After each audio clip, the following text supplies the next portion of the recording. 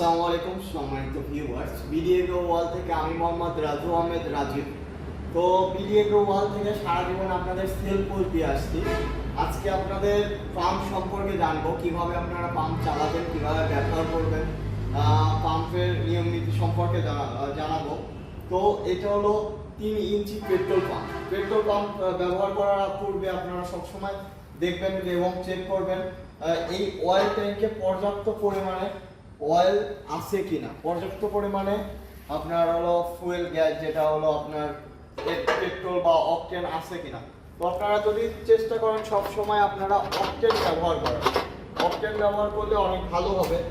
আর আরেকটা জিনিস দেখবেন, যেটা হলো গিয়ার অয়েল, ইঞ্জিন অয়েল। এই ইঞ্জিন অয়েলে পর্যাপ্ত পরিমাণে ইঞ্জিন অয়েল আছে কিনা আপনারা চেক করবেন এবং ইঞ্জিন অয়েলের কালারটা আপনারা দেখবেন।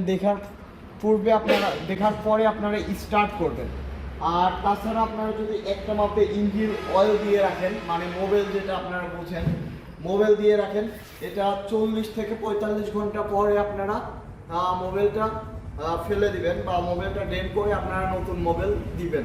তারপরে পূর্বে যেটা আপনারা যদি নতুন মেশিন নিয়ে যান, তাহলে 1 থেকে 1.5 ঘন্টা চালানোর পরে আপনারা মোবিলটা ড্রেন করে দিয়ে দিবেন। মানে যদি দোকান থেকে বা যে কোনো শোরুম থেকে আপনারা নতুন পেট্রোল পাম্প কিনে নিয়ে যান, 1 থেকে 1.5 ঘন্টা চালানোর পরে অবশ্যই ইঞ্জিন অয়েল বা মোবিল চেঞ্জ করবেন। আর একটা জিনিস আপনারা দেখবেন যে এইখানে পাম্প স্টার্ট দেওয়ার আগে আপনারা সবসময় ফলো রাখবেন যে এইখানে পর্যাপ্ত পরিমাণে পানি আছে কিনা। মানে এই পুরো ট্যাঙ্কিটা পর্যাপ্ত পরিমাণে পানি না থাকলে আপনারা স্টার্ট দিবেন না। স্টার্ট দিলে আপনার ফ্যানে বা যে পাম্পটা আছে, পাম্পের ক্ষতি হয়, ইঞ্জিনের ক্ষতি হতে পারে। তো আপনারা অবশ্যই চেক করবেন এইখানে পাম্পের পর্যাপ্ত পরিমাণে পানি আছে কিনা। তারপরে আপনারা মাঝে মাঝে চেক করবেন, যেটা এটা হলো এইখানে একটা এয়ার ক্লিনার আছে। তো এই এয়ার ক্লিনারটা পরিষ্কার আছে কিনা এটা আপনারা অবশ্যই চেক করবেন। চেক করার পরে আপনারা স্টার্ট দিবেন।